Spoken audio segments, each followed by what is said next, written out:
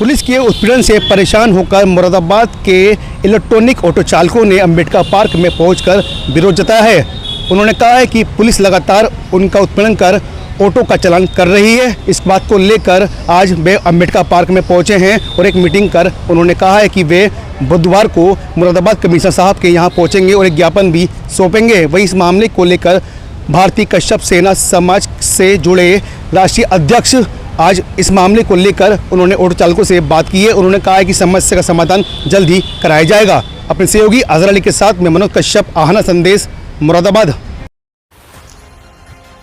Electronic auto वालों की समस्या के समाधान को लेकर चालकों ने मीटिंग कर जताया विरोध। ऑटो चालकों की मदद करने के लिए आगे आए भारतीय कश्यप सेना के राष्ट्रीय अध्यक्ष प्रताप सिंह खालसा। आपको बता दें, मुरादाबाद अंबेडकर पार्क में आज दिन सोमवार को इलेक्ट्रॉनिक ऑटो चालकों ने पुलिस के उत्पीड़न से परेशान होकर मीटिंग कर विरोध जताया है। चालकों का कहना है कि पुलिस लगातार उन्हें परेशान कर अवैध रूप से उनकी इलेक्ट्रॉनिक ऑटो का चालान कर उत्पीड़न कर रही है। इतना ही नहीं, सड़कों पर ऑटो चलने भी नहीं दे रही। बता दें, ऑटो चालकों पर कहना है कि परिवार का पेट पालने के लिए कर्जा लेकर हमने ये इलेक्ट्रॉनिक ऑटो लिया था ताकि हम अपने परिवार का पेट पाल सकें, लेकिन पुलिस हमारा उत्पीड़न करने पर तुली है। आपको बता दें, बीते कुछ समय पूर्व मुरादाबाद टू बिलारी प्राइवेट बसों वालों की शिकायत पर कुछ इलेक्ट्रॉनिक ऑटो को प्रशासन ने सीज कर दिया था। बताया जा रहा है कि प्रशासन के उत्पीड़न से परेशान होकर चालकों ने भारतीय कश्यप सेना के राष्ट्रीय अध्यक्ष प्रताप सिंह खालसा से मदद की गुहार लगाई और मांग की वे प्रशासन से बातचीत करें ताकि वे सड़कों पर हमारे इलेक्ट्रॉनिक ऑटो को चलने से ना रोकें और ना ही हमारा उत्पीड़न करें।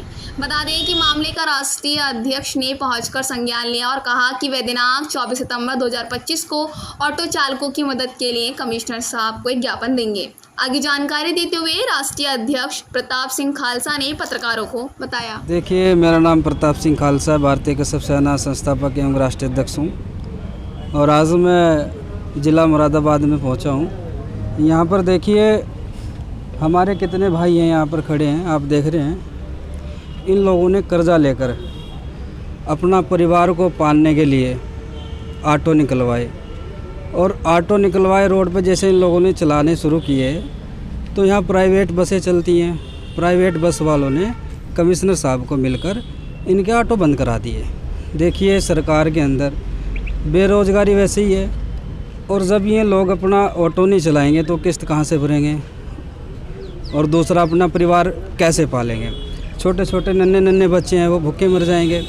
तो कमिश्नर साहब को एक तरफा निर्णय नहीं लेना चाहिए था, इसमें सबकी समस्या सुननी चाहिए थी और इनके ऑटो सीज नहीं करने थे।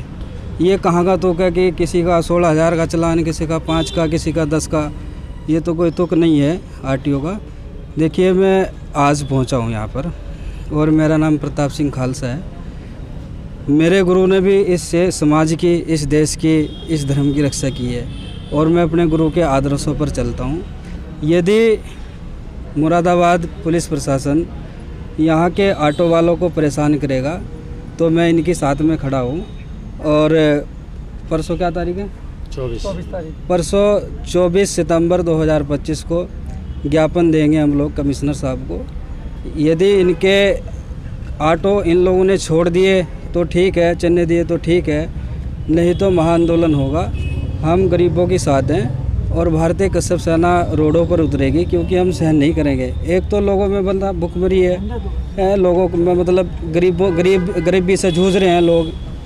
तो मैं लास्ट में यही कहना चाहूँगा यहाँ के डीएम साहब को, कमिश्नर साहब को, एसपी साहब को, आईटीओ को कि भैया जो है ये अत्याचार मत करो इन गरीब लोगों पर, इनका भी अधिकार है। और अगर आपको बंद कराने हैं, बंद कराने हैं ऑटो, तो आप कंपनी में जाकर बंद करवाइए ना। कंपनी जो बेच रही है तो कंपनी बंद कराए, कंपनी बंद कराओ। अब ये लोग तो पैसा दे चुके हैं, किसी ने मतलब ब्याज पे लिया, किसी ने कर्जे पे लिया है। इन लोगों ने पैसा लिया है तो अब इन्होंने, जब कंपनी ने, सरकार ने ही तो इनको दिया है, सरकार को इन लोगों ने टैक्स भी दिया है रोड पे चलाने का। तो जब ये बात तो सरकार से की जाए या फिर कंपनी बंद कराई जाए। अगर इन लोगों के ऑटो बंद कराएंगे तो हम सहन नहीं करेंगे, ईंट का जवाब पत्थर से देंगे। धन्यवाद। क्या नाम है आपका? मेरा नाम राम सिंह आर्य है। कौन सी मिल से? मैं वैसे तो अखिल भारतीय दिवाकर महासभा का राष्ट्रीय अध्यक्ष हूँ, लेकिन इन कबूतर ऑटो यूनियन वालों की समस्या को देखते हुए, मैंने इनका दुख देखते हुए अधिकारियों से बात की, कई अधिकारियों से बात की है और इन्होंने मुझे अपनी यूनियन का संरक्षक बना लिया है। तो संरक्षक होने के नाते मेरा दायित्व है कि मैं इनसे कंधा से कंधा मिला कर चलूँ और हर समय तन मन धन से इनका साथ दूँ। किस तरह की परेशानी है ऑटो वालों? अब परेशानी यह है कि कबूतर ऑटो यूनियन के बिना माननीय कमिश्नर साहब ने एक तरफा निर्णय ले लिया।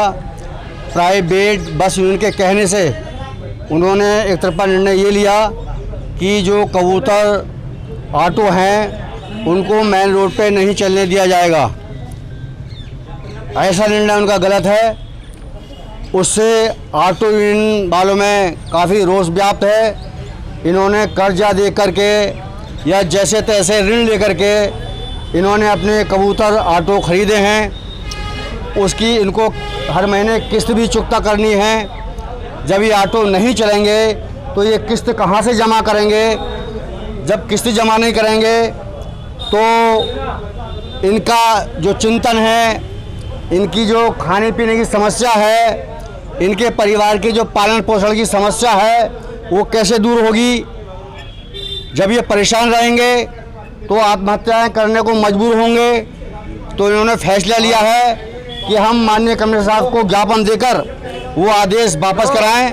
माननीय कमिश्नर साहब आदेश वापस करेंगे और माननीय कमिश्नर साहब आदेश वापस नहीं करेंगे तो ऑटो यूनियन के जितने भी चालक हैं वो सब अपने अपने परिवार को लेके कमिश्नर साहब के कार्यालय पर भूख हड़ताल करेंगे।